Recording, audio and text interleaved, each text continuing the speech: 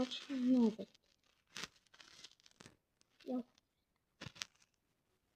реально говорю, я ухожу с канала. Последнее видео. Я больше не смогу снимать, поэтому это последний. Я больше не могу.